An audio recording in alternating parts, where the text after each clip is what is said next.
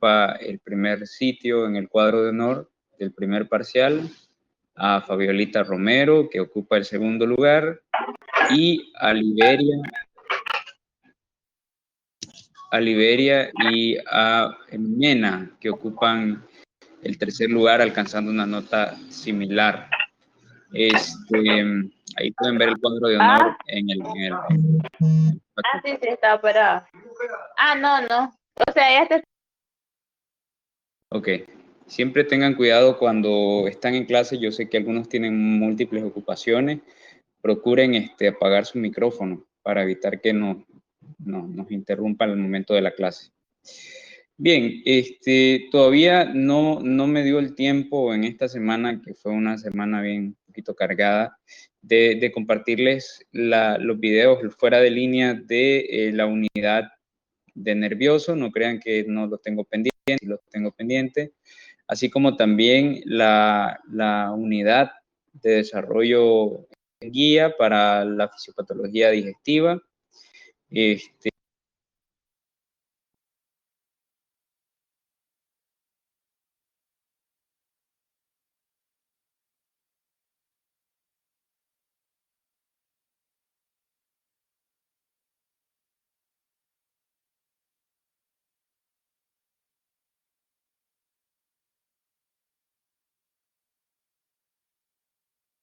Podemos interpretar tanto el término aparato digestivo como el término digestión, que es ya propiamente la función del aparato,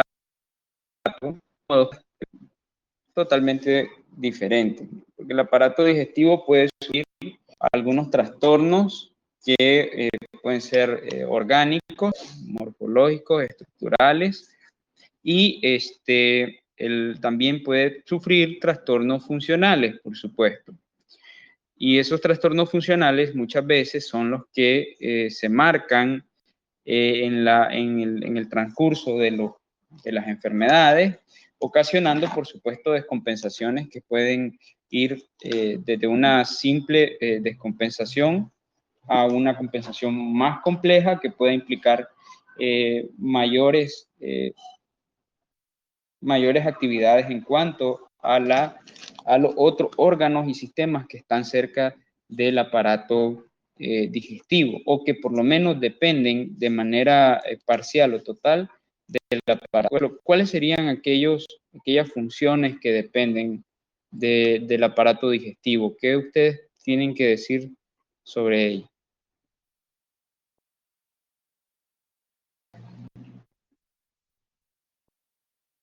¿Cuál es la función que tiene el aparato digestivo finalmente? ¿Qué es lo que él hace?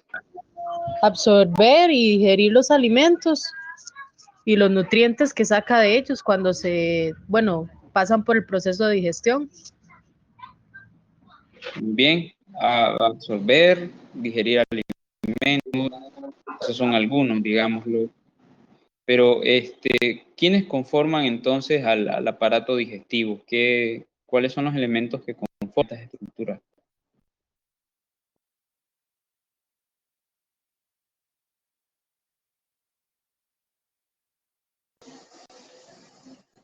A ver. Empieza en la ¿Quiénes boca, conforman? toda la cavidad bucal empieza por ahí. El esófago, el estómago, el intestino, el hígado Bien, está relacionado. bien. ¿Cuáles son las funciones? Por ahí mencionó Salas, algunas de ellas, pero no están todas. ¿Cuáles son las funciones que tiene el aparato digestivo? Empezando en la cavidad bucal es la aprehensión, masticación y ensalivación del alimento. El esófago es por donde pasa el bolo alimenticio hacia el estómago. En el estómago, más que todo, desdoblar todos los nutrientes para que puedan ser absorbidos. Bien. Prácticamente ahí se da la Bien. digestión. En los Bien. intestinos es reabsorción y la formación de las heces. Muy bien. ¿Cuáles son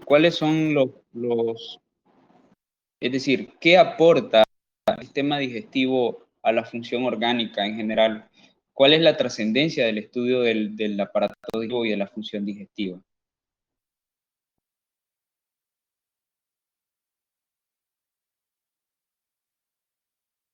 ¿Para qué nos sirve? Ok, profe, aportan los nutrientes que necesita el cuerpo para poder realizar las correctas funciones y al mismo tiempo al absorber ciertos tipos de alimentos, hablando específicamente de lo que son carbohidratos y en segundo puesto la grasa, energía. O sea, no directamente que uno come carbohidratos y hay energía, ¿no? Pero usted me entiende. Un proceso de síntesis. Muy bien. A grosso modo, hay muchísimas funciones que se le atribuyen al aparato digestivo que no solamente están ligadas al simple hecho de la absorción de nutrientes. El aparato digestivo tiene funciones de ingestión, que por ahí Lilith mencionaba la masticación y degradación de los alimentos, que de hecho en cada especie animal tiene una particular forma de ingerir los alimentos. ¿Cuáles son, fisiológicamente hablando, las diferencias que existen en cuanto a la prevención de alimentos en las especies? ¿Qué me las puede decir? ¿De qué manera come un caballo y una vaca, por ejemplo? ¿Cuáles son las diferencias? El caballo creo que utiliza el labio superior y la vaca la lengua para agarrar el alimento. Muy bien, es justamente lo que quería escuchar. En el caso del caballo, el caballo posee labios móviles, totalmente móviles, que quieren poder ingerir sus alimentos, ¿verdad? Y la vaca, el caballo tiene un movimiento del labio que sí, y tiende a arrancar el pasto casi en totalidad. El caballo utiliza su lengua, que básicamente forma un ladeo, como el que tenemos de hecho en la foto, para poder tirar de los pastos y alimentarse. Entonces, inclusive en la forma de la masticación, animales difieren, ¿verdad? Por ejemplo, vemos una vaca que tiene una masticación con ciertos grados ondulantes, ¿verdad?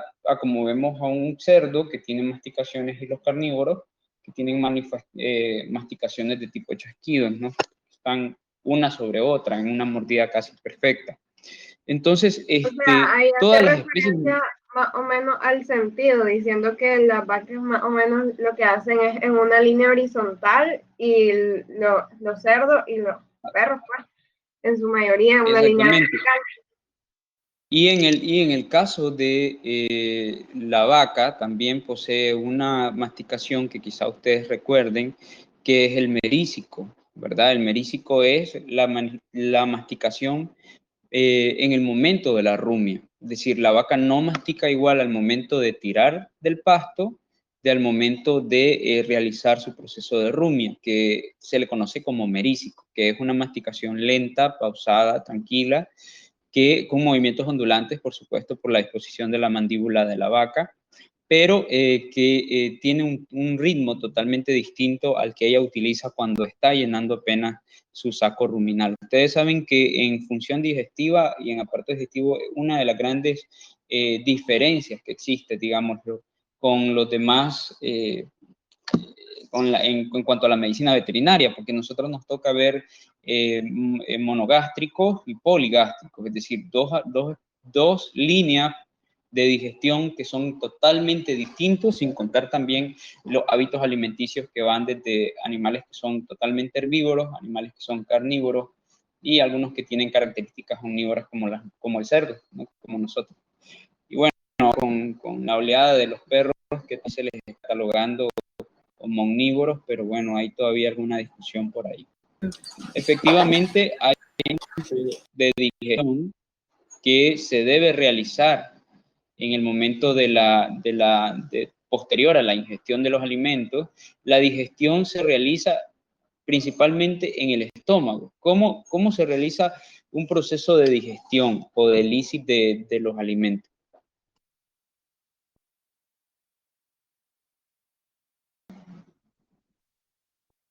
¿Cuál es el principio de la digestión?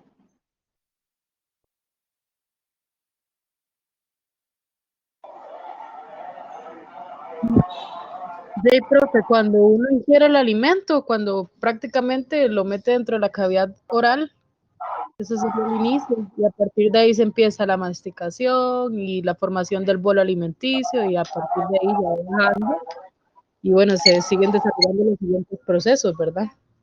En el estómago, no sé si eso es lo que está preguntando, la digestión se da por medio de los jugos gástricos.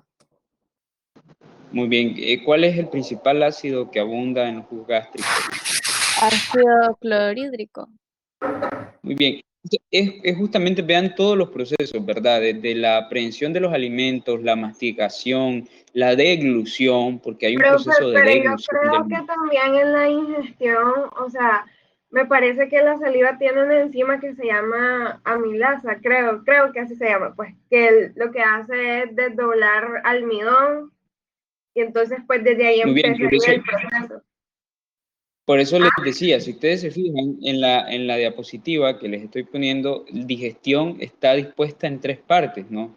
Porque el proceso digestión es la degradación, ¿verdad? Y desde el momento que se hace masticación, no solamente por la influencia química que menciona Fabiola, sino por la misma acción masticatoria que hace que se degrade el alimento, la estructura del alimento, desde ahí estamos comenzando un proceso de digestión que químicamente está dispuesto en el estómago, que es el lugar principal de desdoblamiento, porque obviamente no es lo mismo el ácido clorhídrico, ¿verdad? Que es un ácido totalmente corrosivo, a el ácido de las amilasas que están a niveles de la saliva o de las otras sustancias que son, digamos, los que tienen porciones digestivas iniciales.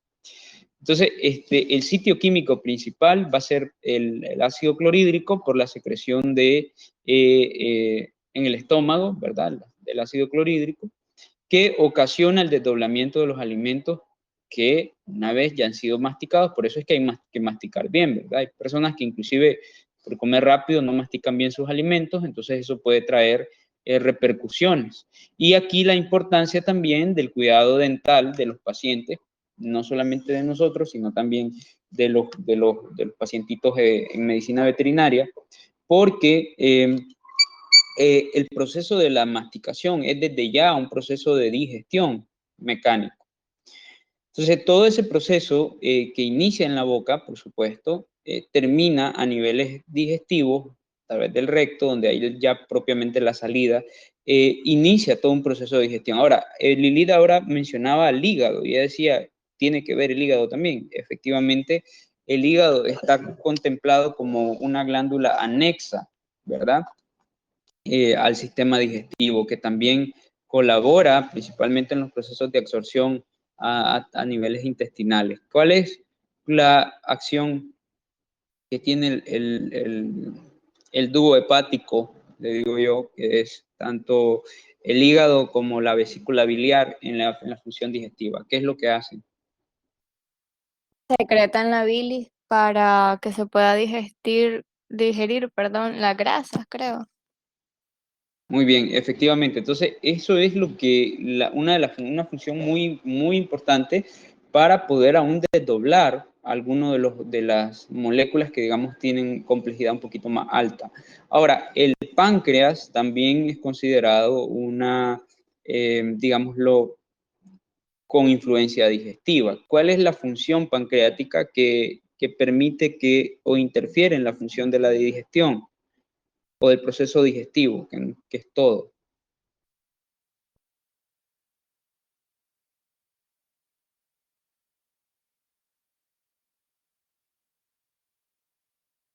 No sé si ustedes recuerdan que el, el- el páncreas pues, es una glándula mixta.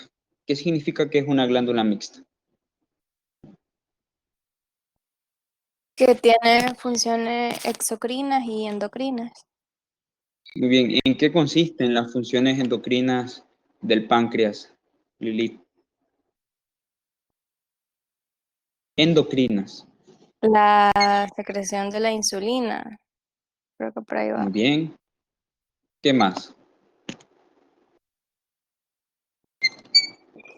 Y en la exocrina sí sé que secretan enzimas que ayudan a la digestión, pero no sé bien cuáles son ni cómo. Ok, en la función endocrina no solamente tiene lo de la insulina, ¿verdad? Ya sabemos que las células beta son las encargadas, las beta células pancreáticas son encargadas de la secreción y liberación de insulina. Las células alfa, ¿qué secretan?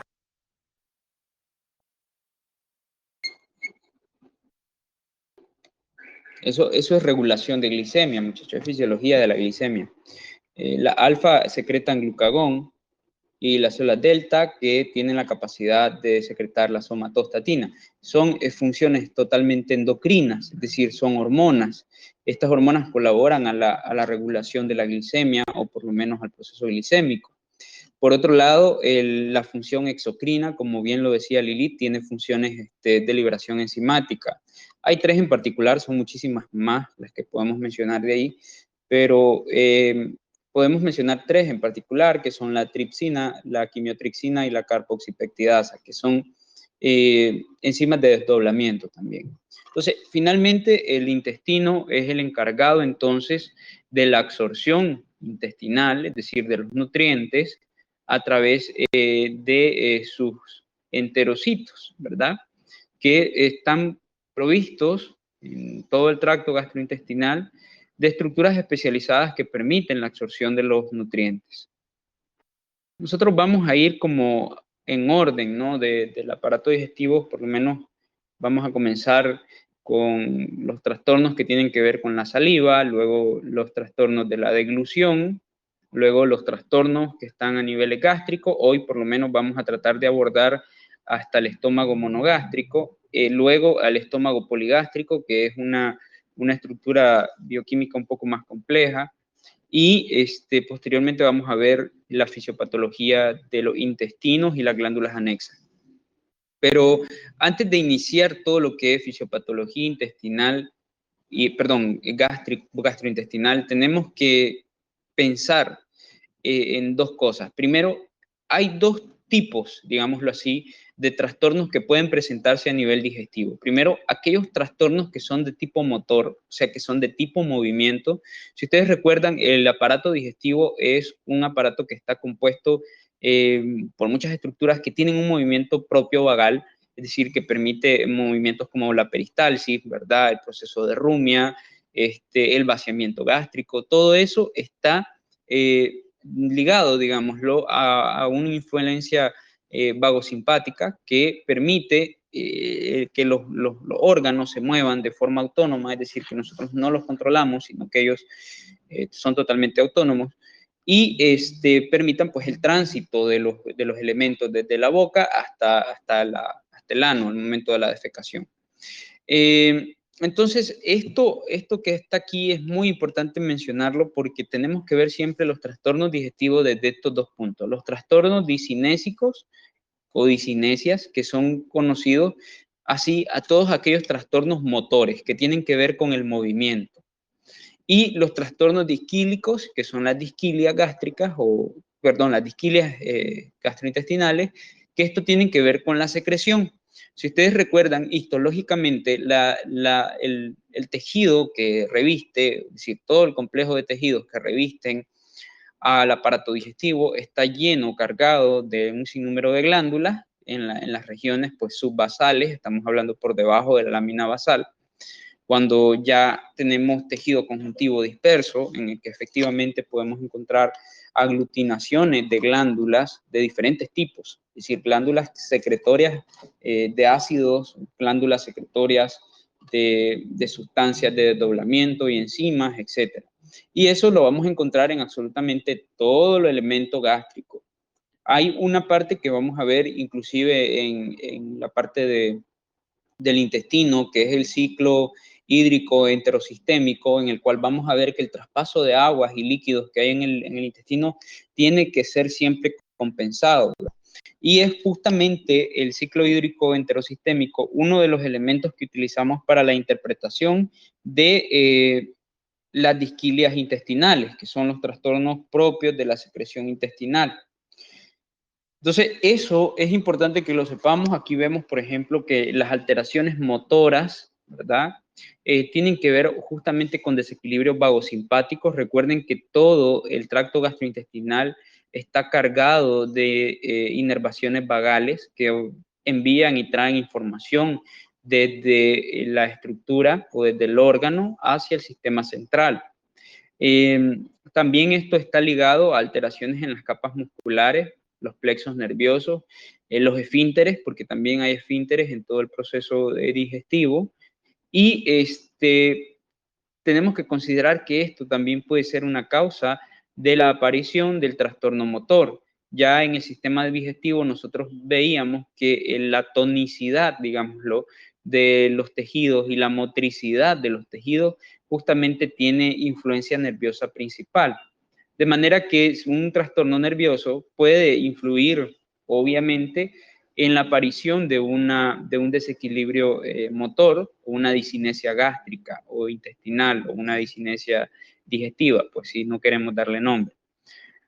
Y también está ligado a alteraciones metabólicas, por ejemplo, obviamente todo esto, hasta el desequilibrio vagosimpático, puede tener etiología metabólica, puede tener etiología humorales, hormonales, porque al ser vagosimpático ustedes saben que puede dejarse influir por un sinnúmero de sustancias de secreción endocrina que regulan al sistema autónomo, y circulatorias, por supuesto, ¿verdad? Y vamos a ver que la insuficiencia circulatoria, si la incapacidad de tema de las estructuras gástricas también pueden ocasionar un paro o una falla motora, repercute activamente en la salud del paciente. En el caso de las disquilias, son problemas secretorios. También las alteraciones vagosimpáticas pueden influir notablemente en estas apariciones.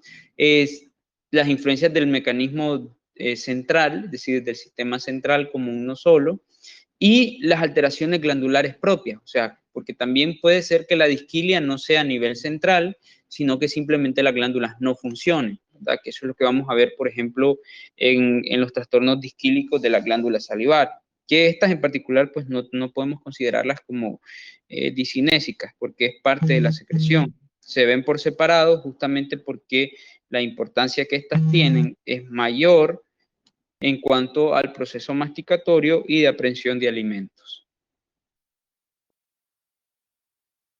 La secreción salival, por ejemplo, es uno de los detalles importantes que debemos de considerar en el paciente al inicio de el proceso digestivo.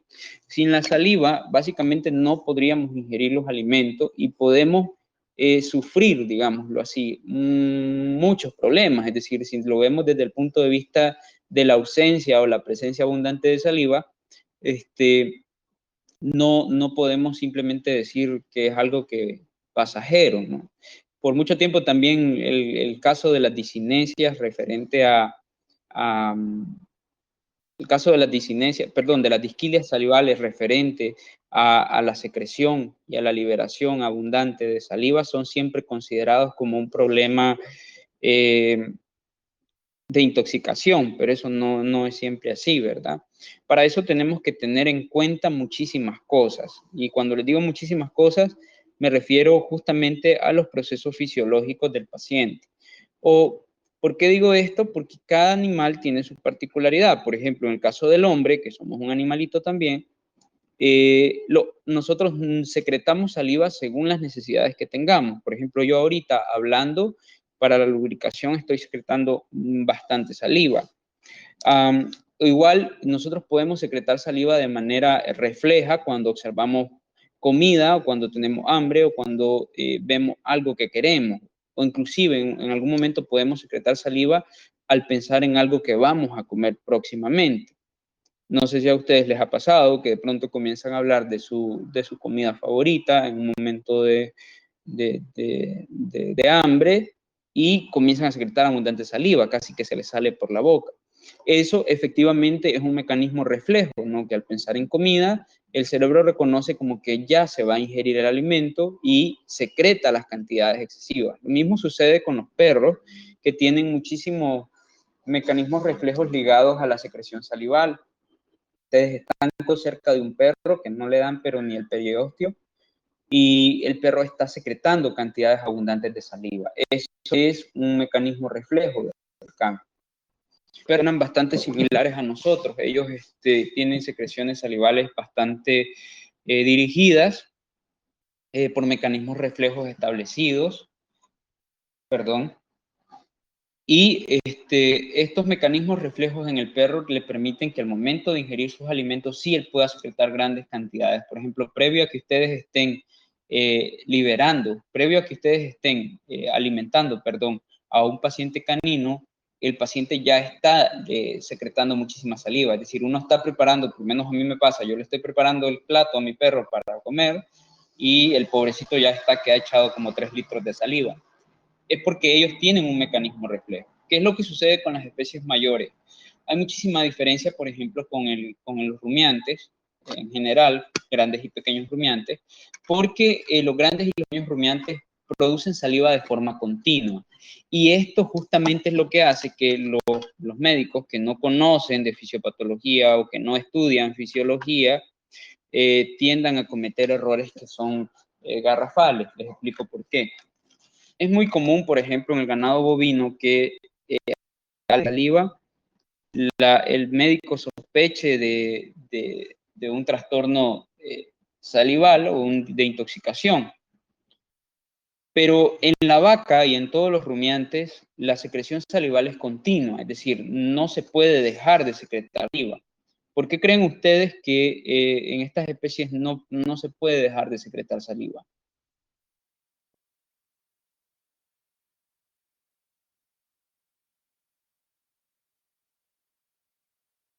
¿Hola?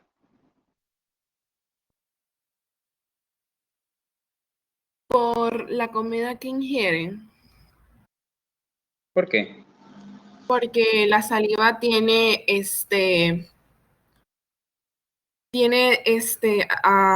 como enzimas encargadas como de catabolizar, y me imagino que cuando ellos ingieren el pasto, no, me estoy confundiendo un poco. No, profe, yo creo que lo que dice María sí tiene que ver, o sea, la dieta, porque su dieta está basada en carbohidratos, o sea, entonces, no la mayoría, pues, pero sí tiene que ver. Y también por lo que sería el proceso de la rumia, ¿no? Y más que ellos no utilizan lo que es la lengua, necesitan ensalivar bien el bolo para que pues pueda pasar adecuadamente. Muy bien. Efectivamente, la saliva tiene una función muy importante en la formación del bolo alimenticio y el traspaso de este a los canales esofágicos. Pero hay un elemento más, además de lo que ustedes ya mencionaron, del por qué la vaca, es decir, la vaca continuamente, diario, todo el día, todos los días de su vida, todas las horas de su vida, está produciendo saliva. Y esto es que acuérdense que a niveles ruminales, el pH, el potencial de hidrógeno que hay, es muy alto. Es decir, el pH ruminal es bastante ácido, digámoslo, ¿verdad? Se oye irónico porque alto es básico, pero me refiero a que es muy ácido. La cantidad de potenciales de hidrógenos que hay ocasionan que el pH sea muy bajo y esto significa que es muy ácido. Y la saliva de la vaca es una saliva carbonatada, significa que ella es un buffer que lo que hace es atenuar, digámoslo así, el pH ruminal, es decir, mantener controlado el pH ruminal, porque si la saliva no lo hace, o si por lo menos no se reciben las sustancias tamponadas, porque hay más, no solamente es la saliva la encargada de eso, el rumen puede tener una tendencia a sufrir una hiperacidez que obviamente va a terminar acabando con la mucosa de la estructura y de los otros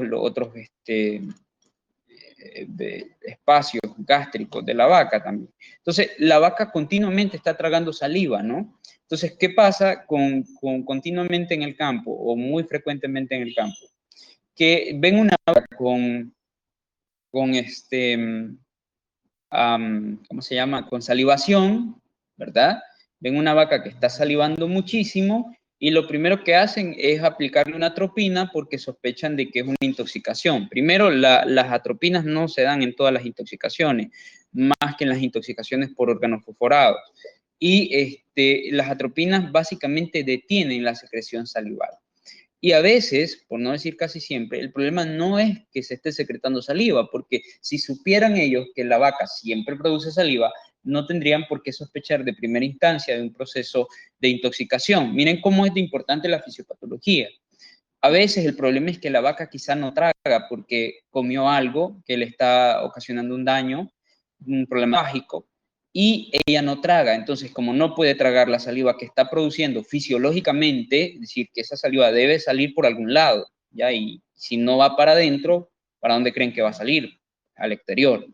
Entonces, ahí es cuando se cometen los errores que tienden a ser muy garrafales en ocasiones, porque tal vez no hay tal intoxicación y a lo mejor lo que la vaca tiene es un problema para poder deglutir, ¿no? Una disfagia, que ya sería más un problema cinésico que un problema secretor. Por supuesto que hay enfermedades que hacen que la vaca produzca muchísima saliva más de la que ella pueda consumir. Eso es lo mismo que pasaba, por ejemplo, en algunas enfermedades que son espásticas, ¿no? Como el tétano, por ejemplo, o como la rabia en el también hay. Y esa secreción salival a veces también se manifiesta como una insuficiencia para poder deglutir, que obviamente al no poderse deglutir la saliva, pues aparece en la parte exterior de la cavidad oral. Ahora, hay tres glándulas secretorias principales, supongo que ustedes ya las conocen, que es la glándula y la glándula igual, que estas son las encargadas de la acción del saliva. Ahora vamos a ver cuáles son los trastornos de sentarse referente a los trastornos salivales. Tenemos los dos ahí. Que son disquilias hipersecretoras, o sea que tenemos una glándula salival que está secretando saliva por encima de lo normal. Tenemos la hiposecretora, que también es conocida como asialía o hiposialía, si hace referencia a la disminución o a la inhibición total de la secreción salival. Esto básicamente podemos pensarlo como un problema grave, es decir, ya llegar a un estado de asialía, nosotros tenemos que repensar que ese paciente definitivamente no va a poder realizar un proceso de deglución, porque efectivamente el bolo alimenticio no va a poder ser creado. Es decir, acuérdense que la influencia de la saliva es principalmente la formación del bolo para la ingestión a los niveles estomacales. ¿Qué es lo que tenemos en hipersecretoras? Si ustedes se fijan, el sistema nervioso de hecho funciona o tiene una de las más grandes que hay para la parte de estas dos disquilias, es decir, tanto las hiposecreciones como las hipersecreciones tienen un problema grande. Primero que nada, la hiposialía, la disminución, tienen causas diversas. Primero, la disminución en el flujo sanguíneo puede ser una causa. La disminución puede ser, de hecho, una causa de hiposialía. ¿Por qué? Porque los procesos de disminución de flujo sanguíneo pueden ocasionar la ausencia del factor hídrico. Es decir, ahí vemos, por ejemplo, los procesos deshidratantes, ¿verdad? Es decir, que un paciente que está deshidratado, ustedes mismos lo pueden comprobar. Si un día están deshidratados, ustedes no van a producir grandes cantidades de saliva, porque acuérdense que al ser un material de excreción, también forma parte de los que debe regular. Es decir, estoy perdiendo, supongamos, saliva por un estado disquílico de hipercialía, yo tengo que compensar ese líquido que estoy perdiendo, no se puede quedar simplemente como una pérdida. Entonces, el proceso hídrico, los procesos deshidratantes, perdón, hacen que el sistema hídrico o la disposición hídrica en la porción secretora se disminuya, y eso puede ocasionar estados de hipocialía o acialía en el peor de los casos. La fiebre, como un mecanismo complejo, también puede ser causa de hipocialía o de disminución de la secreción. Ahora, ¿cuál es el problema? ¿Cuál es la consecuencia principal de un estado de acialía o hipocialía? ¿Qué podemos tener como consecuencia? A ver, analicemos eso.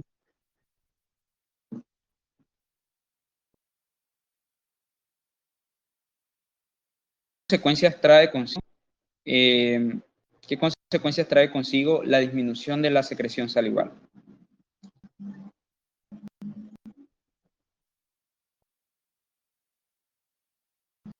Me imagino que la deglución a la hora de comer ha de ser muy aparatosa o difícil. Muy bien. Dificultades en la deglución. ¿Qué más?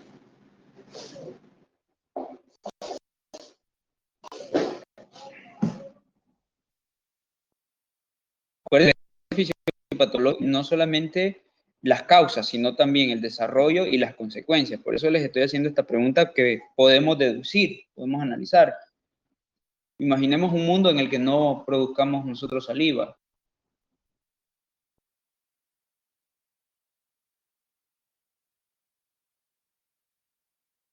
De pronto puede haber algún tipo de daño en la mucosa bucal.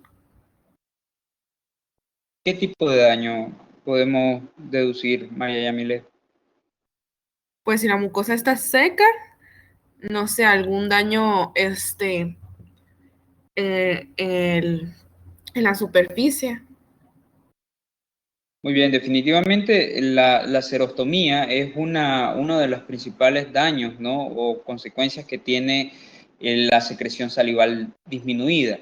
Serostomía es el término que se utiliza para decir sequedad bucal, y que básicamente un animal que tenga seca su boca no va a poder realizar efectivamente el proceso de ingestión de alimentos, mucho menos la creación de un bolo alimenticio.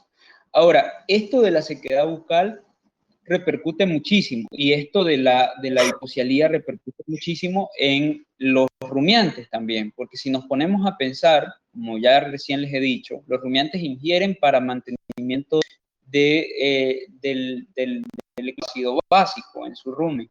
O sea que esa acidez y esa basicidad que puede haber en este compartimento también influye en el proceso digestivo del rumiante, que ustedes saben que es completamente distinto a la producción o el proceso digestivo que nosotros tenemos como monogástrico.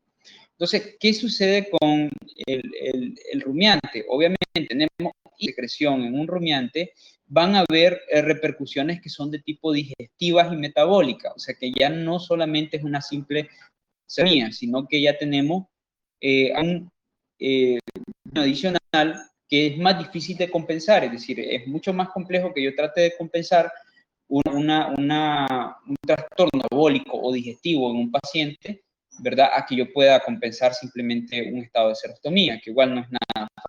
Pero, en fin, la hipocialía hiposecretora de esta acá, tiene estas causas también. Podemos ver ahí la causa de obstrucción de los conductos excretores. Ustedes recuerden que todas las glándulas tienen un conducto excretor, y pueden existir los llamados cialolitos, ¿verdad? Que son una especie de cálculos que se dan en las glándulas salivares, principalmente en perros y gatos, representan un problema bastante grande.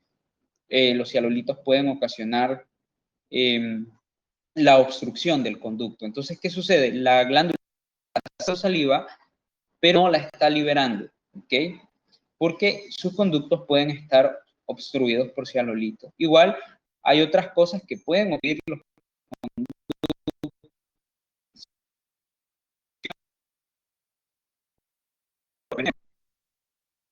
iba a estornudar y no pude.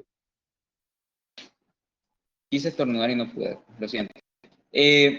Hoy, los cuerpos extraños, que esto es un poco menos común, principalmente es más frecuente quizá en los rumiantes, que que tiene que ver con las fibras vegetales, pero las inflamaciones y los cialolitos vienen a convertirse en la causa principal de la obstrucción. Óigase bien, ahí llevamos ya dos etiologías diferentes que pueden ocasionar hiposecreción,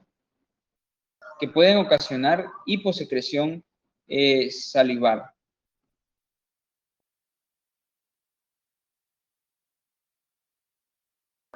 ¿Me escuchan bien, muchachos? Yo no, doctor. Desde hace rato estoy escuchando que se corta el audio, pero pensé que era a mí. Okay, voy a cambiar es la red que tengo, definitivamente. Voy a tratar de cambiarla, permítanme.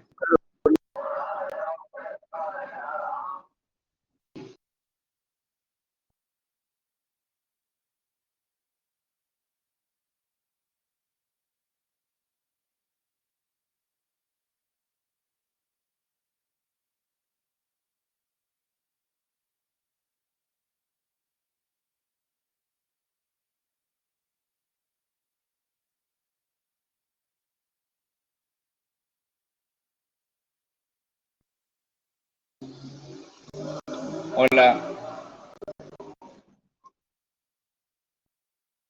¿Y ahora, muchachos?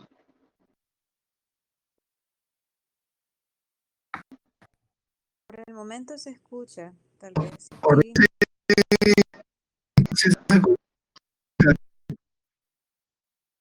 ¿Sí me escuchan?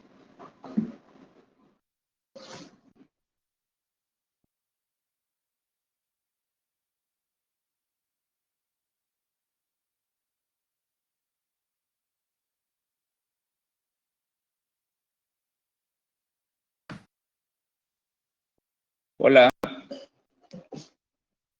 Ahora sí me pueden escuchar. Todavía se sigue escuchando como entrecortado, profe. Es extraño porque yo no los escucho entrecortados a ustedes. Ya estoy conectado con otra red. ¿Me escuchan? Ya estamos como los de quinto. No sé. Yo ahorita sí lo escucho bien a usted, a Roberto no. A Roberto no lo escucho bien yo. Roberto, probablemente su conexión no está bien.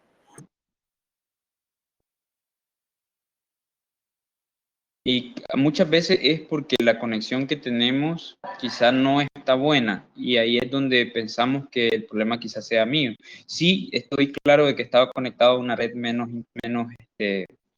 eficaz, pero también tiene que ver la señal de ustedes, que ese es el problema con los chicos de años superiores que viven quejándose de la plataforma, que ellos no la saben usar primero y segundo que sus conexiones son bastante débiles. Ahora sí me escuchan bien. Yo sí, profe. Igual yo. Yo sí lo escucho bien. A Roberto no le escuchamos absolutamente nada. Probablemente su conexión, Roberto, me escucha, su conexión no se oye bien.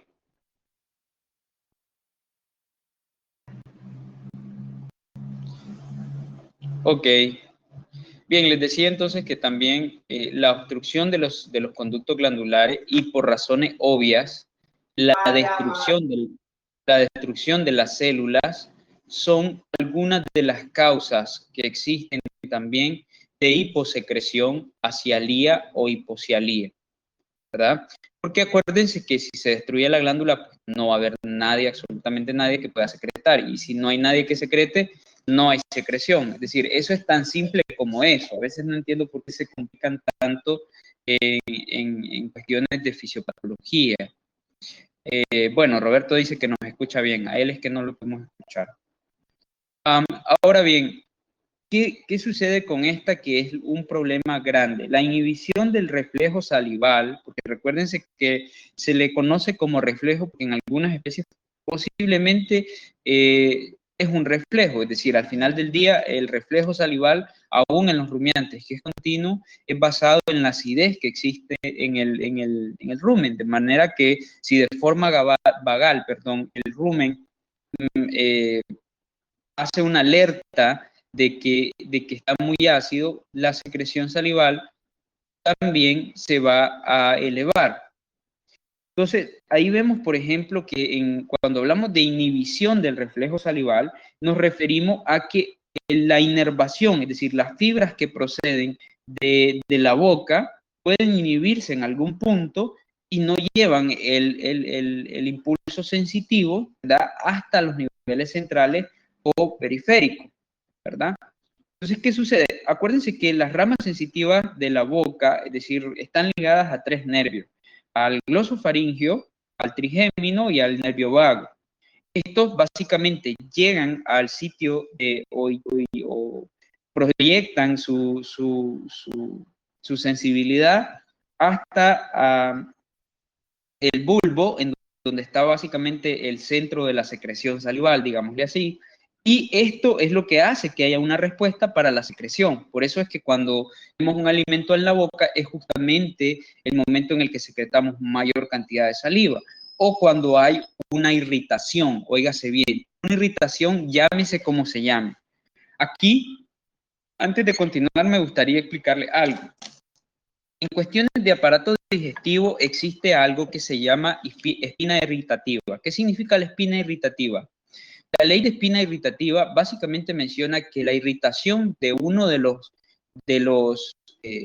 tejidos digestivos puede proyectar un trastorno funcional, secretor o motor a los tejidos subyacentes.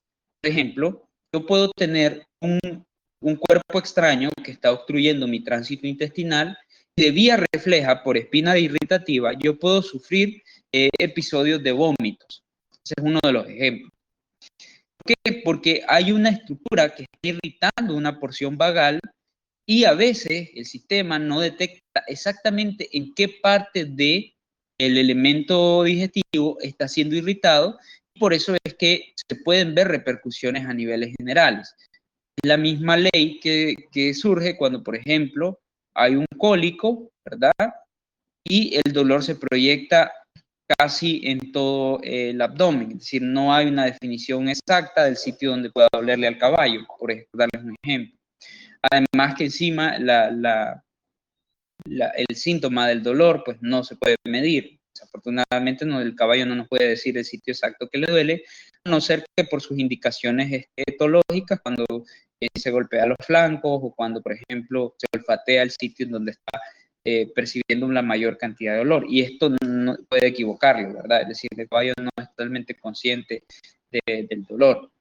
Es la misma causa que en el hombre ocasiona, por ejemplo, la apendicitis, puede proyectar dolores que quizás no están ubicados en el sitio donde está el apéndice. A eso se le llama ley de espinas irritativas, ¿no? Los daños morfológicos, los daños secretores o motores se pueden dar en porciones subyacentes, no necesariamente en la porción en la que está siendo afectada. Entonces, aquí también tenemos glándulas salivares que pueden ser afectadas por la ley de espinas irritativas. Por ejemplo, a lo mejor la glándula está intacta, pero por impulso vagal yo estoy ingiriendo un café muy caliente y secreto muchísima más saliva, ¿verdad?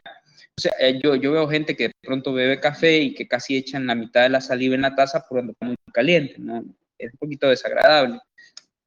Entonces, porque obviamente ellos ya crearon una forma de beber café y aparte de eso, sus inervaciones vagales se irritan ante el calor y al irritarse ocasionan el impulso nervioso que sensibiliza a los nervios de la boca, que son el glosofaringio, trigémino y vago, y ocasionan o estimulan o excitan al centro de la secreción salival. Entonces, cuando hay un trastorno de la inhibición o una inhibición, perdón, de las vías nerviosas sensitivas, es cuando se va a presentar efectivamente un trastorno en la secreción.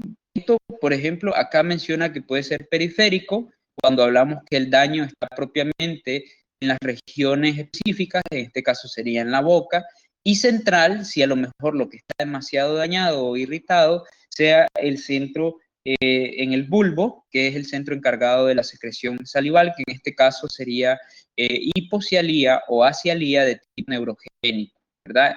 Es el caso de las secreciones psíquicas.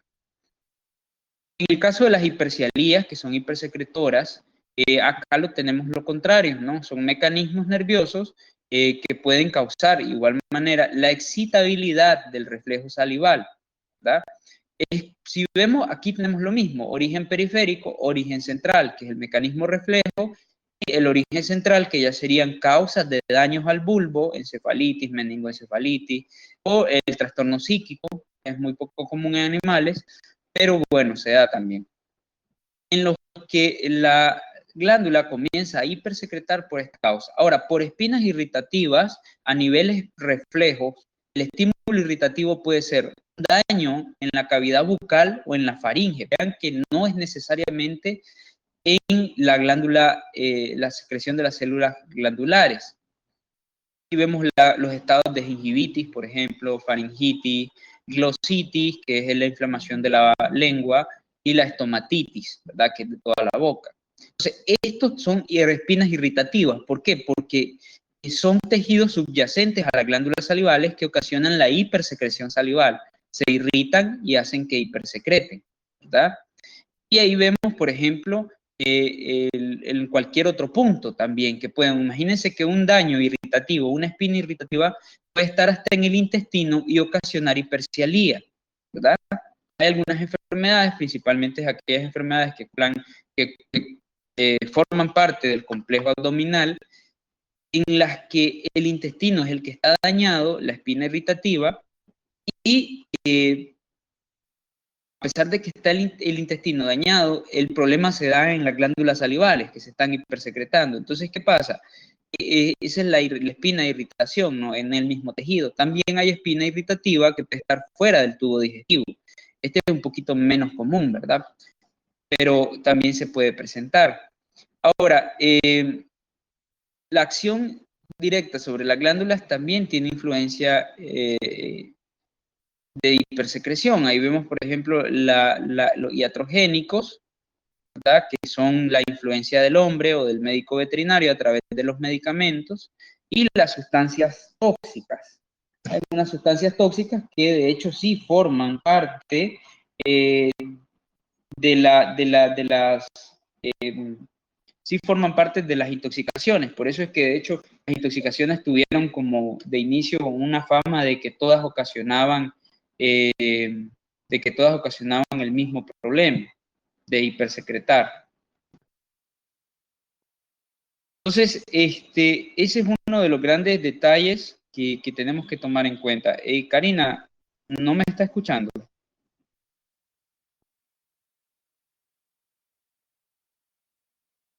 Muchachos, si hay alguien que no escucho, cuando yo pregunte, díganme si estamos escuchando bien, no hay problema, por favor. No sé si es que abren sus computadoras y no se acercan más, pero yo siento como que estoy en el limbo, hablando solo. Yo sí lo escucho, profe. Sí, se Yo escucha. también Ok, lo Karina. escucho. Gracias, les agradezco.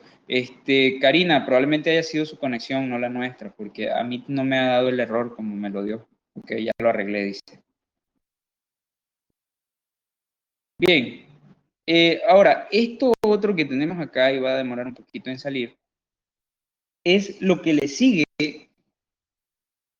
a los trastornos de hipersecreción. Y esto se conoce como disfagia. ¿Qué es la disfagia? Es una dificultad total o parcial, digámoslo, a poder ingerir los alimentos. ¿Ustedes han tenido en algún momento de su vida algún trastorno de disfagia? ¿Nadie ha tenido? Yo no. Bueno, no son tan enfermosos, ¿eh? Bueno, pues la disfagia, regálenme 10 minutitos, muchachos. 5 minutitos, perdón.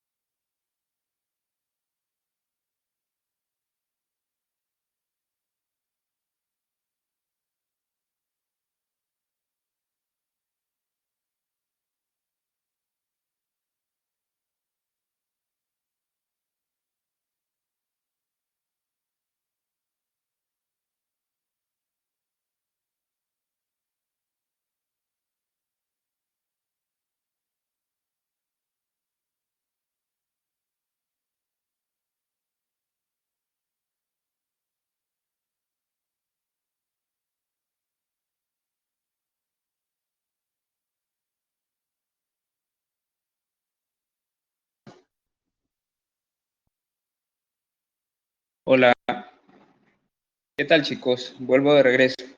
Discúlpenme, por favor, hay una vida y mil mandados. Bien, entonces en las disfagias, cuando el término disfagia se utiliza para marcar la dificultad para poder deglutir, ¿ok? O sea que es el paso de los alimentos desde la cavidad oral justamente al inicio del tubo digestivo. Fisiológicamente, ¿cómo se realiza este proceso? Lilith.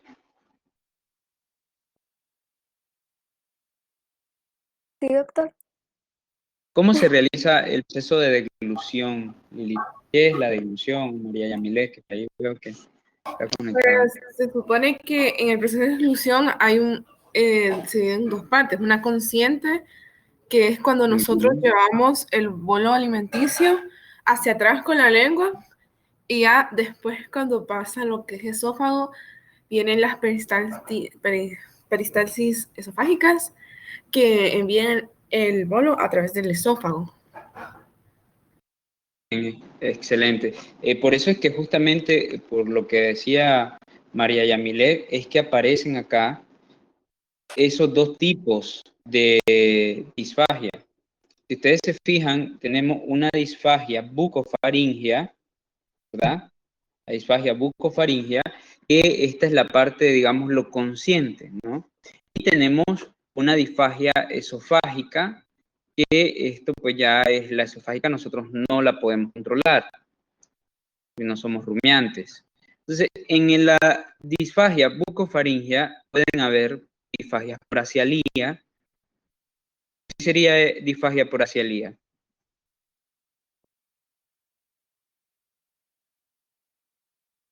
A ver, lo acabamos de ver. Por ausencia de la secreción salival. Muy bien, ausencia de secreción salival, excelente. Ustedes saben que si no hay saliva, el problema no va a ser, va a ser que una consecuencia es la disfagia, lo dijimos todavía ahorita recientemente en el pasado. Ahora, esta disfagia por acialía implica que el animal no va a poder tragar porque no tiene saliva. Imagínense ustedes tratando de comerse un taco, esos tacos de niveles Dios,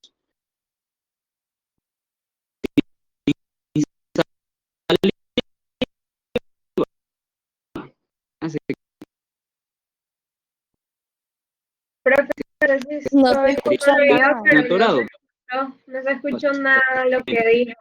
Dijo taco la nivel Dios. acialía es de... Se me bloqueó el teléfono, lo siento. Les decía que, imagínense ustedes tratar de comerse un taco sin saliva. Eso debe ser doloroso, ¿verdad?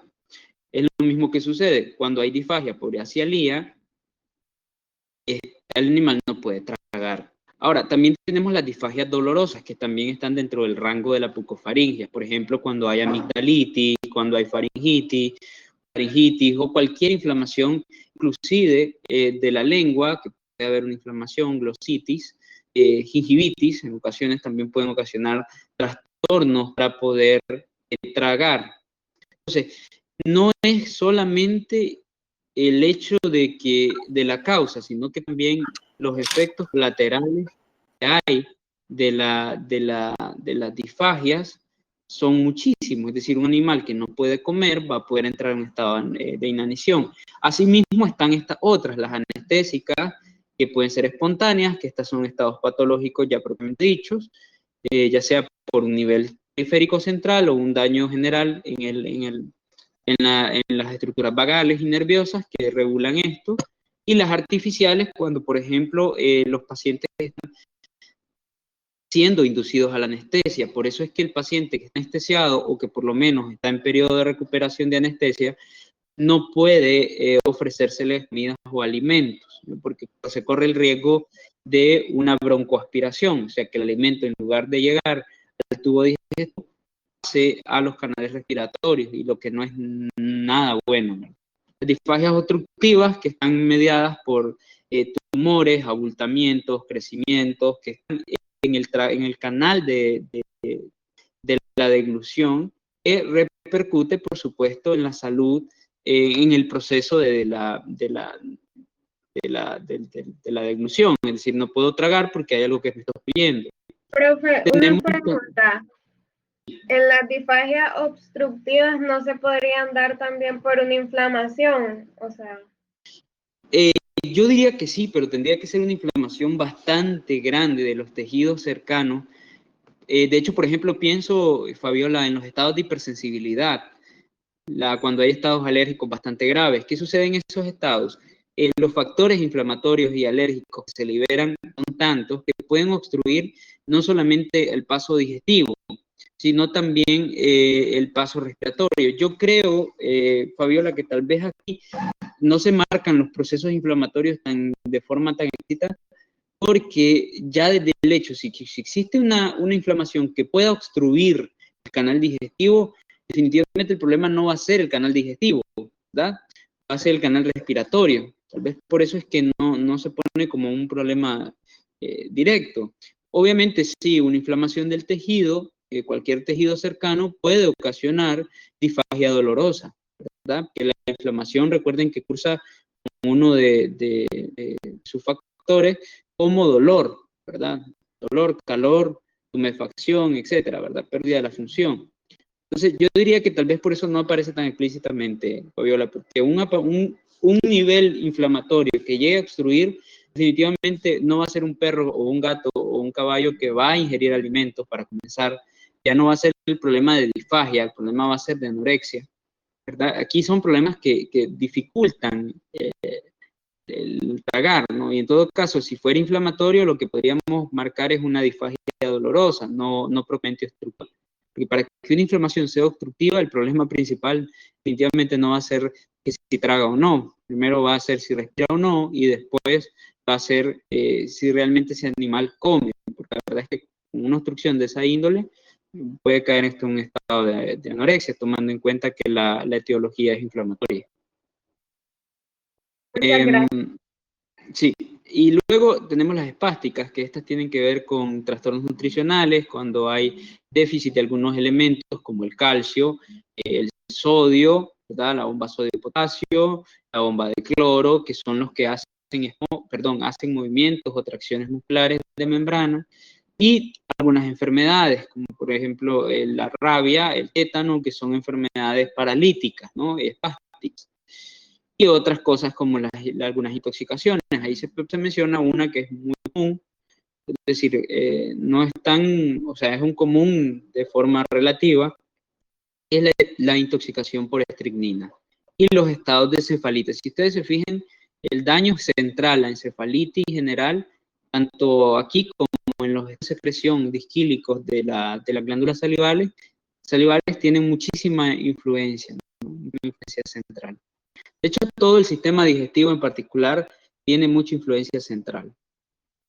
En el caso de las esofágicas, son los mismos de la bucofaringe, es decir, lo mismo que ocasiona una disfagia bucofaringea podría causar una disfagia esofágica, o sea que también podría ser pialía, podría ser por una causa inflamatoria dolorosa, por anestesia, obstrucción, ¿verdad? En el esófago, ya sea porque tiene un ventrículo adicional, etcétera, ¿verdad? Puede ser paralítica por procesos miopáticos, neurológicos, o bien puede ser espástica por lo ya mencionado anteriormente. Recuerden que todas las estructuras nerviosas poseen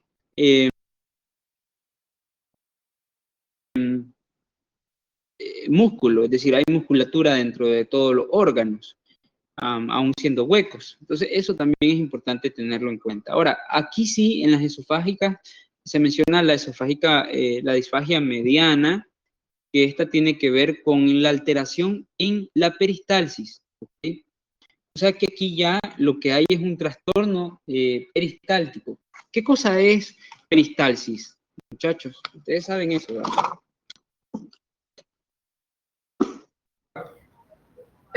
Son como los movimientos realizados por el esófago para mover el bolo.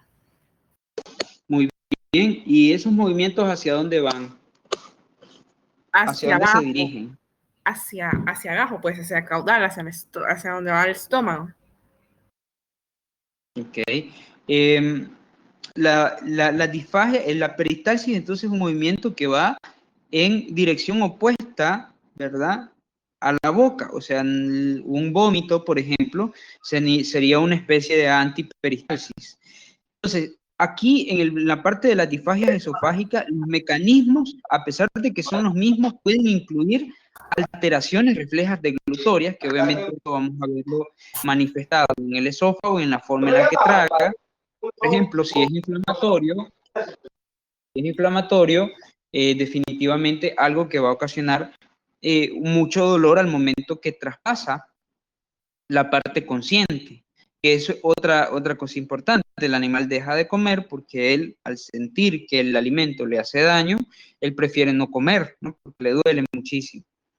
Ahora bien, aquí también podemos tener alteraciones en el reflejo deglutorio que pueden estar dados por procesos cercanos o distantes al esófago. ¿Saben que eso es importante? Era lo que les mencionaba de la ley de las espinas irritativas o ley de distancia, ¿verdad? En este caso, cualquier lesión que sea aún pequeña, ¿verdad?, o grande, que esté vecina o cercana o un poco distante al esófago, puede ocasionar una alteración en la peristalsis de este órgano y así, obviamente, manifestar un estado de disfagia. Para esto en particular se pueden ver desde dos puntos de vista. Por ejemplo, si la irritación es localizada en la parte baja, es decir, en el esófago terminal, aquí se puede alterar la peristalsis de forma relajatoria. Es decir, que si hay una disfagia funcional baja, o sea, le cuesta al animal, no le cuesta el tragar, sino que simplemente le es casi imposible poder pasar a través del esófago por el trastorno peristáltico y pueden haber estancamiento. Las pérdidas del equilibrio vagosimpático, que ahí están mencionados, escritos en la diapositiva, o también el problema de la alteración de los esfínteres, que puede funcionar basado en una ley de espinas irritativas. ¿Cuál es otra cosa que puede causar espina irritativa? Las acideces gástricas, es decir, cuando hay estados gástricos de acidez, que yo creo que esta fue la que utilizamos para la teoría corticovisceral, que mencionábamos que los estados gástricos, cuando hay daños a los sistemas, desvían. Lo siento, me llamaron. ¿Me escuchan, muchachos? Sí, sí, profe.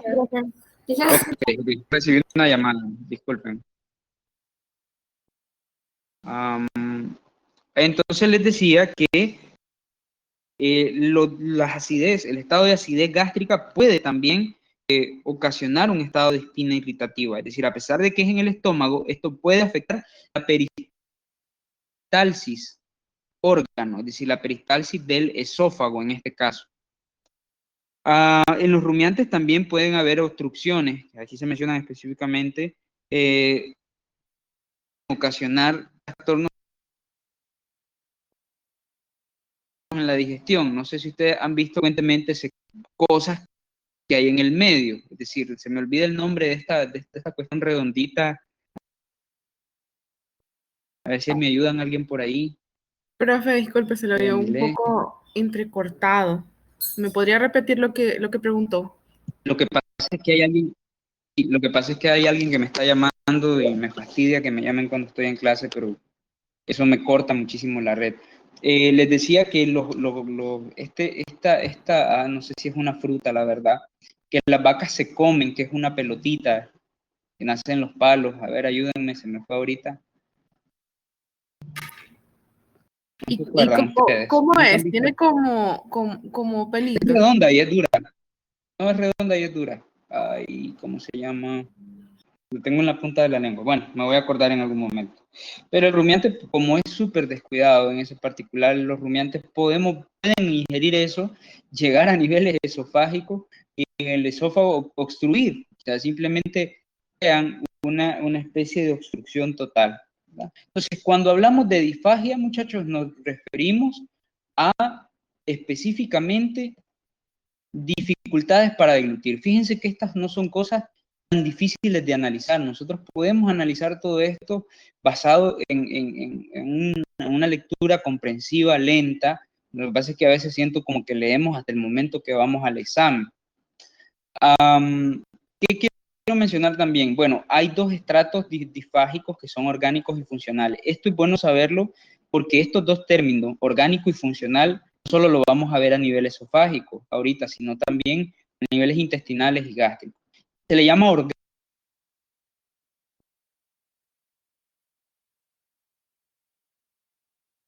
orgánico a una lesión o a un trastorno anatómico. O sea que algo está dañado. Por ejemplo, un divertículo esofágico es una disfagia, puede ocasionar una disfagia orgánica o un trastorno orgánico para la digestión. Ay, se me bloqueó el teléfono de nuevo. Y una funcional es espasmódica. Esta tiene base fisiológica, ¿verdad? Fisiopatológica, como le quieran mencionar. Entonces, son dos cosas diferentes. La base anatómica, que es conocida como disfunción orgánica, y la base funcional, que ya es propiamente un problema no de estructura, sino de función, que a lo mejor el esófago no tiene peristalsis, que a lo mejor las membranas no se están contrayendo, que a lo mejor algo fisiológico, fisiopatológico. Eso ténganlo muy en cuenta al momento del análisis propiamente de los casos o de las situaciones que vayamos a estudiar. Bien, no sé si quieren un recesito para que descansen un poco. Si tomo un poco de agua, ¿les parece? Sí, profe. Por mí está. Gracias.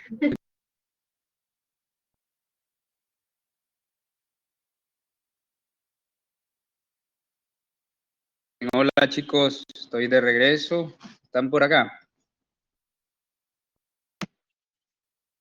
Yo acá estoy, profe. Excelente. Bueno, vamos a continuar. Ahora vamos a ver la parte monogástrico. El estómago monogástrico es una particularidad de la función digestiva, es decir, tenemos que hacer ese parte gástrico y poligástrico por la diversidad de pacientitos que tenemos. Primero que nada, todo el estómago monogástrico tiene tres funciones principales. Una función peristólica, ¿verdad? Que es el movimiento propiamente dicho, una función de propulsión y una función de mezcla del contenido. El estómago monogástrico, digamos, tiene que cumplir con estas estructuras funcionales para poder ser efectivo, es decir, en su trabajo. En el caso de la función peristólica, esta es la que logra, digámoslo así, la adaptación del tono muscular del estómago al alimento que se está ingiriendo. O sea que esto es básicamente la función de almacenamiento, ¿verdad? Que el tono muscular corresponda a la cantidad de alimentos, a las cantidades o a la disposición en la que va entrando el alimento. Ahora, la región fúndica del cuerpo gástrico es normalmente el sitio en donde ya comienza la función peristólica a partir del llenado estomacal. En el caso de los monogástricos, cumplen con una función de acomodamiento, en el caso de los alimentos que son ingeridos, y también hay sensaciones de llenura, que eso lo da la distensión vagal, la función del alimento cuando está en el interior del estómago y choca contra las paredes estomacales, genera un estímulo vagal que hace que se estimule a nivel del bulbo los centros de la saciedad. Ahora, ¿qué cosa es la propulsión? La propulsión es la evacuación del quimo, que en este caso ya no es, ay, se me bloqueó el teléfono. En este caso, el alimento ya es lo que conocemos como quimo, ¿verdad? Después kilo, que en un momento lo vamos a ver. Entonces, esto corresponde, propulsión, a la evacuación por la región pilórica de el contenido gástrico, que también esta función se le conoce como vaciado gástrico, que sucede en periodos posteriores al proceso de digestión. La mezcla de contenido gástrico, aunque ustedes crean no lo crean, también existe un proceso de mezclado gástrico que se da a partir de movimientos estomacales. En el caso del perro, por ejemplo, estos movimientos estomacales que tienen un impulso vagal que está muy ligado, por cierto, al estrés y a las acciones de amenaza, principalmente. Puede haber torsiones gástricas porque los movimientos son tan abruptos que se da una torsión y el estómago puede quedar estrangulado. Esta es una condición bastante peligrosa. De hecho, por eso es que todas las inervaciones vagales a partir de aquí tienen muchísima influencia nerviosa y están ligadas también al proceso de estrés. Es por eso que cuando estamos muy nerviosos, muy nerviosos, nos duele mucho el estómago, ¿no? Que creamos un impulso irritativo. Las estructuras vagales que están en el sistema digestivo a partir de estas porciones son muy sensibles a esos cambios en el estrés. O sea, por eso es que cuando alguien está estresado puede tener muchos problemas. Puede tener o bien una diarrea, ¿verdad? Miedo, por ejemplo, porque cuando uno tiene miedo se aumentan las catecolaminas y esas catecolaminas inervan a los nervios vagales, que son parte del sistema vegetante, y ocasionan un aumento de la peristalsis.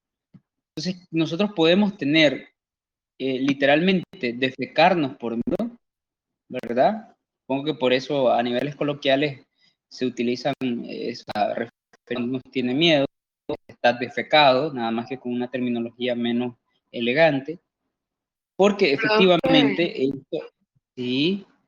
Y disculpe, por estrés también se puede producir una gastritis. Por supuesto que sí. ¿Qué es lo que sucede con el estrés? María Yamilet, perdón, ando ahí cruzado, ratatá. Todas las inervaciones vagales que existen a niveles digestivos, María Yamilet, específicamente a partir de la porción gástrica en adelante, son altamente sensibles al estrés. ¿Qué es lo que sucede con la gastritis? Resulta que cuando uno está en un proceso de alarma, puede haber una simpaticoadrenergia, óigase bien, que ocasione la liberación de ácido gástrico en un momento no adecuado. Y eso se hace de forma continua. Por ejemplo, si la persona vive en estrés continuo, ese estómago de miedo va a estar secretando ácido clorhídrico y como no va a haber alimentos acá, él va a caer directamente a la mucosa gástrica y le va a ocasionar cocción, que eso es lo que se traduce sinológicamente a un estado de gastritis. Entonces, todo el estrés influye muchísimo. Hay gente, por ejemplo, que vive estreñida, es decir, que no pueden defecar, y a veces es por estrés también, ¿no? El estrés puede causar muchísimos problemas digestivos, más de los que ustedes pueden imaginarse. Entonces, eso tenemos que tomarlo en cuenta al momento de evaluar la funcionalidad. Ahora, estas tres funciones que tenemos aquí están basadas en algo que nosotros vimos en la unidad anterior, que es el tono de los órganos. Porque tanto el tono como el peristaltismo, que son funciones, digámoslo, nerviosas, o por lo menos controladas por niveles nerviosos, son los que permiten que se lleven a cabo las funciones que ya mencionamos. Hay diferentes tipos de estómago o de sistemas monogástricos. Por ejemplo, tenemos el caballo que tiene un ciego súper desarrollado, ¿verdad? Que básicamente este es el que le da al caballo muchas habilidades en cuanto a su proceso digestivo, muy similar a lo del conejo. Y tenemos un sistema digestivo monogástrico como el del puerco, que es totalmente diferente. Un ciego relativamente largo, un estómago, como en el caballo, su intestino delgado y su intestino grueso. También tenemos los animales ecotróficos, como el conejo, un intestino relativamente largo, un ciego un poco desarrollado, casi igual al caballo, ¿verdad? Él la mayor parte de sus funciones, reabsorciones de agua, electrolitos y otras cosillas que hacen acá, perdón, nutrientes, lo hacen aquí, como en el caballo. Bueno, el sistema digestivo del conejo es visto como un sistema defectuoso. ¿Por qué se le llama defectuoso? Porque el conejo, a pesar de que él hace su digestión, él tiene el hábito de la secotrofia. O sea que él se alimenta de sus heces matutinas, es decir, principalmente las crepusculares, la ingiere desde el ano a la boca nuevamente para volverla a aprovechar. Esto porque según su proceso de adaptación no le permitió tener una digestión bastante correcta, entonces prefiere digerir 2 veces los alimentos. Por eso es que los conejitos no son tan agradables como los pintan, ¿verdad? Básicamente yo he visto gente que besa mucho a sus conejos en la boca y pues yo no les digo nada, solo pienso todo lo que está pasando, ¿verdad? Increíble. ¿Cuáles son los trastornos que hay a niveles gástricos? Igual, los mismos, discinesias y disquilias. ¿Ok? En las discinesias pueden haber de 3 tipos. Pueden ser discinesias por alteraciones del tono. Acuérdense de lo que es tono. Discinesias por alteraciones del peristaltismo, que es el movimiento. Y discinesias por el trastorno de evacuación. Fíjense que esto de la tonía, el tono, el hipertono y el hipotono, o la atonía, que es un problema, la atonía gástrica. En el momento de la atonía gástrica no hay movimiento gástrico, no hay propulsión, no hay evacuaciones, no hay peristólicas. Entonces tenemos el caso de animales que pueden fermentar en su estómago o sufrir lesiones adicionales, o no alimentarse, o sufrir vómitos por los que pueden vomitar, por la cantidad de contenido que hay ahí, sin mencionar que los alimentos pueden ocasionar un aumento de la osmolalidad del órgano, que hace que se deshidraten las células y pueden deshidratar al animal. Eso es lo que sucede, por ejemplo, en las torsiones intestinales y en las torsiones gástricas. Como queda capturado el contenido gástrico, eso hace que el tono gástrico, tono me refiero a osmolalidad, ¿verdad?, se aumente en la luz del órgano. Y las células aledañas vierten sus aguas a donde hay mayor gradiente de presión. Entonces, por eso es importante que valoremos que todos los tejidos reaccionan casi iguales.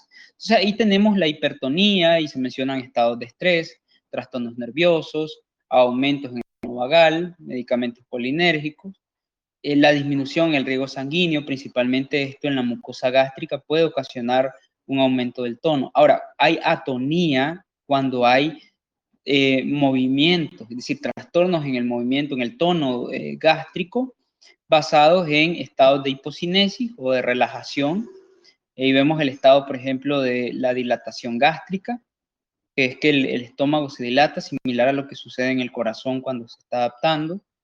Y aquí tenemos problemas. ¿Cuáles son los problemas o consecuencias?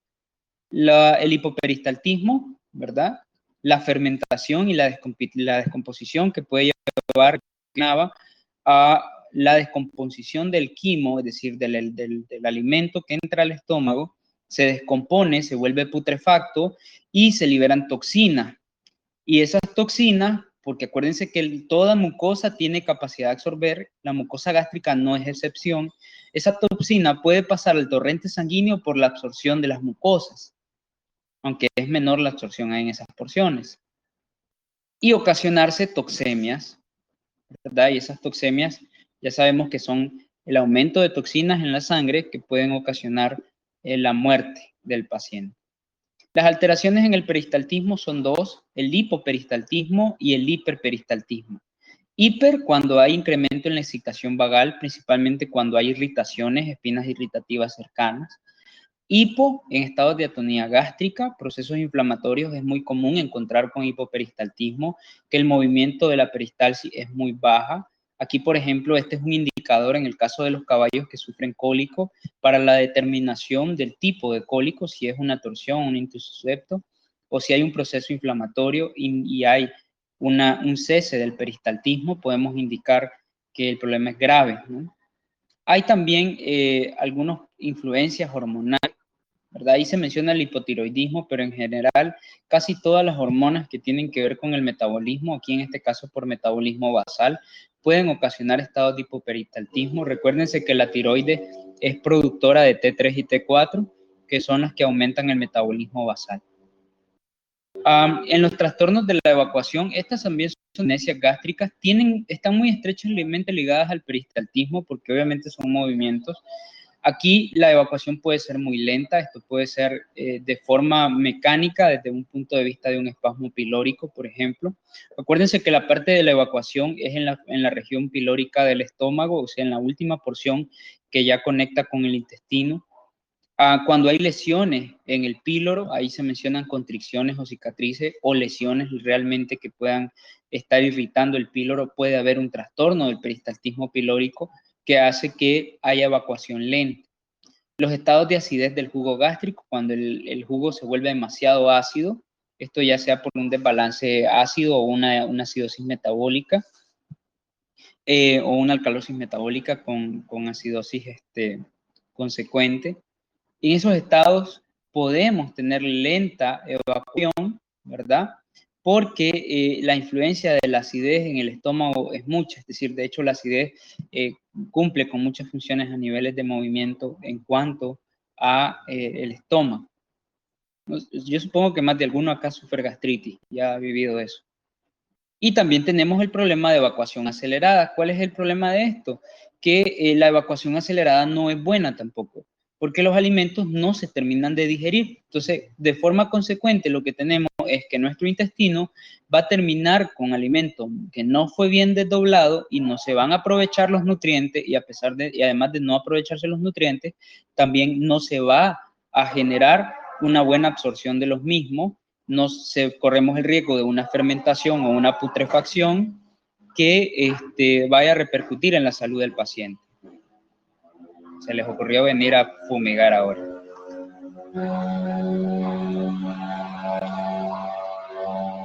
En cuanto a las disquilias gástricas, estas son igual problemas en la secreción. Ya sabemos que el estómago en general lo que hace es secretar muchísimo. Ay, se me bloqueó el teléfono de nuevo. Es secretar muchísimo ácido clorhídrico, ¿verdad? Y ese ácido clorhídrico puede tener consecuencias del que no se secrete o que se secrete demasiado. Obviamente, si hay hiperclorhidria, es decir, que hay exceso en la secreción de ácido clorhídrico, lo que vamos a tener es un estado de acidez. Este estado de acidez se va a acompañar de un estado de hipercinesis, o sea que va a haber muchísimo movimiento a nivel gástrico. Hay una hipercinesis que puede provocar un estado de evacuaciones lentas. La irritación local, porque por ahí mencionaba María Yamilé el estado de gastritis, cuando hay secreciones gástricas, les decía, los jugos gástricos caen sobre la mucosa y pueden causar no solamente una gastritis, sino también una úlcera. También hay vías reflejas lejanas, esto es muy poco probable, pero esto sí sucede cuando hay irritación en el intestino. En ocasiones, cuando se irrita el intestino, hay un reflejo lejano que puede ocasionar que el estómago hipersecrete. Como también puede haber hipersecreción cuando hay estímulos lejanos en la mucosa oral, que pueden ser asumidos como un estado de alimento, ¿no? Entonces se secretan grandes cantidades de ácido clorhídrico. Hay algunos síndromes, que ahí tenemos el síndrome del hiperparatiroidismo y el síndrome de Cushing, que pueden ocasionar hipersecreción gástrica. Hiperparatiroidismo, por lo mismo que les mencionaba, son secretores de células de metabolismo basal, y si hay mucho T3 y T4, el metabolismo basal se va a aumentar de forma considerable, y eso va a ocasionar que las células secretoras pues cumplan con su función de secreción. Ahora, los estados de hipercloremia, cuando hay exceso de cloro en sangre, el cloro es eliminado de hecho como ácido clorhídrico en una de sus salidas. Entonces, ¿qué pasa? El ácido clorhídrico va a estar más cargado de cloro y eso va a ocasionar que haya una hiperacidez de los jugos gástricos. Entonces hay hipercloridria también, ¿no? Por lo opuesto, las disfunciones de hiposecreción, aquí vemos disfunciones del sistema nervioso, el daño, el corte o las secciones, como le mencionan acá, de las irrigaciones vagales que no llegan, un estado de hiposecreción de ácido clorhídrico, por ejemplo, cuando hay hipocloridria, que el ácido, en lugar de ser muy ácido, es lo opuesto. Eso puede suceder. Fíjense qué curioso. Si hay una disminución en los cloros y el ácido clorhídrico o los jugos gástricos no son lo suficientemente ácidos, no generan el estímulo vagal del estómago para poder generar secreción completa. Entonces, como se está secretando muy poco, ¿verdad? Se complementa y se vuelve un círculo vicioso de secreción. Ahí se mencionan algunos estados extradigestivos que pueden ocasionar estados de anacloridria, como por ejemplo el estado de alcalosis o la cloropenia. La cloropenia es la disminución total del cloro en sangre, o por lo menos por debajo de los niveles aceptables. Y la alcalosis metabólica es un estado en el que se aumenta los iones básicos en el cuerpo, entonces el cuerpo se alcaliniza. Esto de la alcalosis y la acidosis lo vamos a ver en la próxima unidad, que es la unidad de metabolismo, que son de hecho de las más extensas. Esto puede ocasionar también un estado de hiposecreción. Ahí tenemos la anacloridria. En digestivopatías, por ejemplo, la colecistitis, la colelitiasis, hepatopatías crónicas, pueden ocasionar también trastornos de aquilia gástrica, ¿no? Entonces tenemos aquilia, o sea, totalmente no se secreta algo, no se secretan los jugos gástricos, no se secretan nada, y esto va a tener muchos problemas. Si no secretamos, vamos a tener trastornos en la evacuación, que va a ser muy acelerada, vamos a tener problemas de mala absorción intestinal, que era lo que les mencionaba, no vamos a tener aprovechamiento de los alimentos, y perdemos también el efecto antiséptico, ¿verdad? Lo que va a repercutir con fenómenos de putrefacción y diarrea. Entonces, estas son disquilias. O sea, aquí estamos hablando de una hiposecreción o una hipersecreción que repercute grandemente en la función, o en este caso en la función propiamente del desdoblamiento de los alimentos. No sé si alguno de ustedes tiene alguna pregunta. Chicos. Doctor, las úlceras gástricas pueden ser causadas por ¿Sí? una hiperacidez. Un estado de hiperacidez lo primero que va a ocasionar es un estado de gastritis. Si el estado de gastritis es sostenido en el tiempo, Lilith, esto puede llegar a ocasionar una úlcera. ¿Por qué? Porque acuérdense que el estado de gastritis es la corrosión de la mucosa gástrica por algún elemento externo, sea físico, químico o intrínseco. Me refiero como intrínseco a que sea el mismo órgano el que lo esté produciendo, como los estados de estrés que mencionaba María Yamilé. No sé si alguno aquí sufre trastornos digestivos de gastritis basados en estrés. Pero básicamente la corrosión continua de la mucosa gástrica va a convertirse posteriormente en un daño o una lesión que puede causar una úlcera gástrica. Cuando ya se desdobla totalmente la mucosa, es decir, que la mucosa gástrica ya no está hábil, ¿verdad? Que está totalmente inhábil, se me bloqueó el teléfono, también se va a convertir en un ulcerativo, ¿ya? Hay grados ulcerativos, por supuesto, no es que de primero se va a crear un gran oído. Gracias.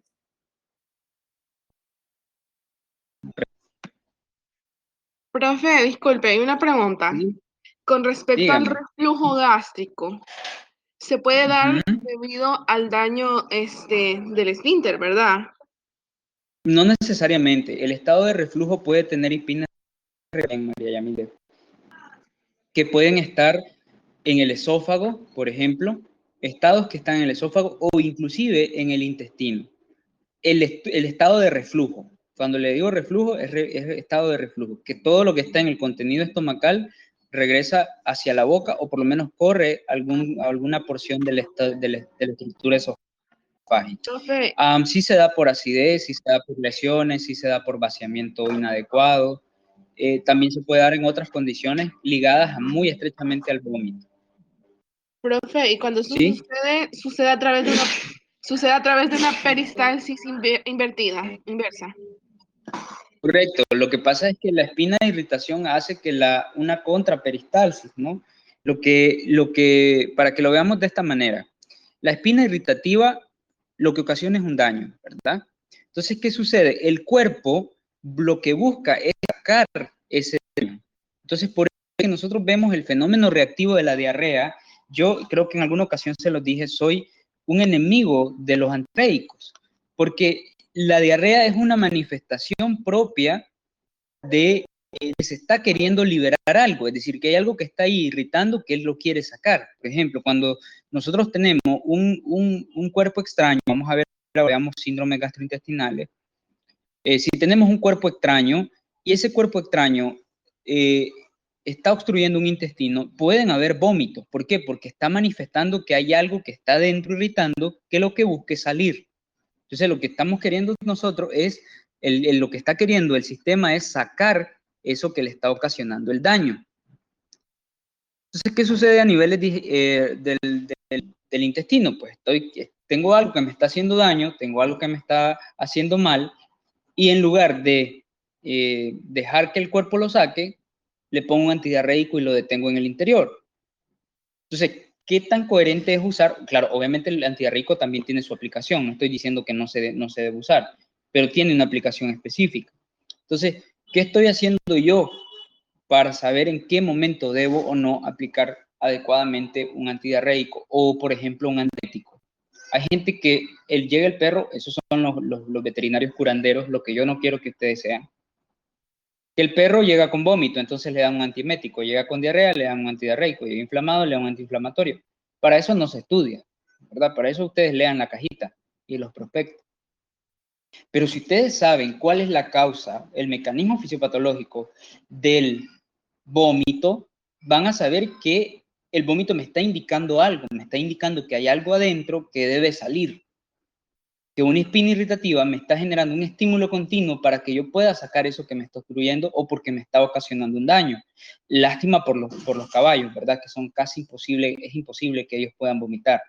Digo casi imposible porque aplican algunas restricciones. Pero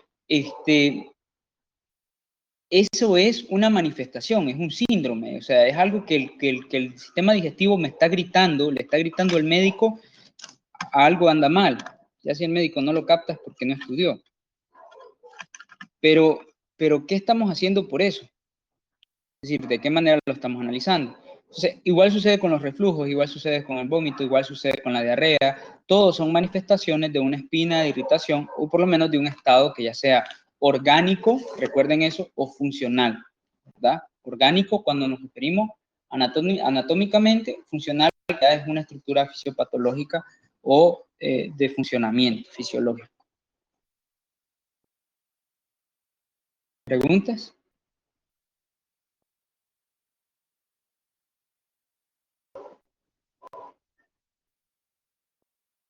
¿Ya no hay preguntas? Ok, mis chicos, entonces yo les tengo pendiente todavía de grabarle unas clases. Hay unas clases de hoy también que hay que grabar. Lean su sílabo.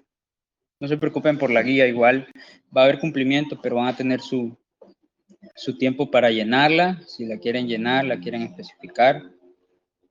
Sería bueno porque eso les va a ayudar a estudiar. Yo creo que me encantó muchísimo que la mayor parte pues dio buenas respuestas. Quiero decir aquí en el grupo que hubo personas que me hicieron el examen escrito y me lo hicieron bien, que es lo peor. O sea, ¿por qué no hicieron el oral también? Pero yo no puedo considerar el escrito si no hicieron el oral porque un solo examen. Entonces no puedo estar así de medios, no, eso no existe. O es uno o es todos o es nada. Entonces, a esas personas que hicieron examen escrito sin hacer el oral no fue evaluado y aunque sus respuestas estaban buenas, tienen 0 en todas, ¿verdad? Porque es como que presentaba. Acuérdense que esa es solo una porción. me encantaron muchísimo los exámenes escritos. La mayor parte, puedo decir el 80%, entendió qué era lo que había que hacer. Algunos se quedaban muy cortos, otros pues no, otros me fueron muy específicos. El error mayor que hubo fue los exámenes que copiaron y pegaron textos, libros, artículos de las enfermedades que yo ponía. Eso no me interesa, ¿verdad? Yo ahí les puse, lean sus observaciones. El objetivo era que ustedes clasificaran la enfermedad con lo que había, no que me hicieran un reporte de 500 hojas de qué era el cisticerco, ¿verdad? Ahora, habían muchísimas etiologías, habían algunos que solo me ponían una, pero estaba bien. Yo era lo primero que veía era cómo clasificaban la etiología. Algunos me ponían nada más extrínseco, no me decían de qué tipo, o químico, pero de qué tipo, melanoxógeno, endógeno, veneno como. Entonces, todo eso era lo que yo les estaba pidiendo. Me alegra que sentí que hubo un 80 o más % de asimilación del ejercicio. Los que no, pues igual pueden revisarlo. Supongo que ya la plataforma debe manifestar las notas de ese curso. Está basado en 100. Si me confundí en alguno, porque entre tantas conversiones que hice, era de un número a otro número y de otro número a otro, quizá pude, por ejemplo, doy el caso de Liberia. Liberia le había puesto a Liberia, que hago la mención de ella porque su examen fue excelente, yo le había puesto, o sea, cada pregunta valía 20, yo le puse 5, creyendo que 5 era la nota máxima. Entonces al final me daba 20 y yo decía, pero ¿por qué me da 20? O sea, le puse 20, pero ella tenía que tener 100, por ejemplo. Entonces, si en alguno otro ustedes ven que hay alguna irregularidad, me lo dicen. Hubo gente que me puso cosas que nada que ver, me sacó información de saber dónde y me pusieron clasificaciones que no son las terminologías médicas que yo les estoy enseñando. No me decían extrínsecos, me decían exterior no sé qué cosa. Y la idea es que ustedes homogenicen, la idea es que nosotros como gremio veterinario estemos homogenizados en el uso de la terminología, si no, nunca vamos a alcanzar lo bueno. Pero bueno, me encuentro bastante contento con el examen escrito, no así con el oral. No sé si ustedes revisaron nuestra plataforma hoy, en un homenaje a las que fueron muy aplicadas, pues ahí pusimos el cuadro de honor del primer parcial. Espero que en el próximo parcial hayan más personas en el cuadro de honor. En el tercero tenemos 2 ahorita, que compitieron casi con la misma nota. Bueno, cuídense mucho. Si hay preguntas, dudas.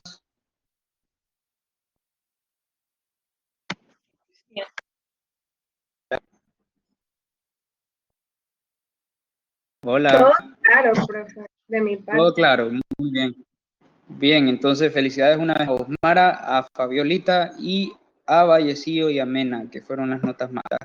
Habían otras buenas, también ahí tenemos a Canaguati, que nos hizo un examen bueno y también la felicito. Y los exámenes escritos fueron ya también, Canaguati. Felicidades. Entonces los veo pronto. Profe, disculpe, es que creo que no me ha dado la nota del examen oral. Y no se las he dado. Ayer les dije que venía muy tarde, que por eso no se las había dado. Me voy a pedir otra vez por mensaje aquí en la universidad. Ok, gracias. Bueno. Que tengan día. Ok, profe, muchas gracias. Tenga buen día.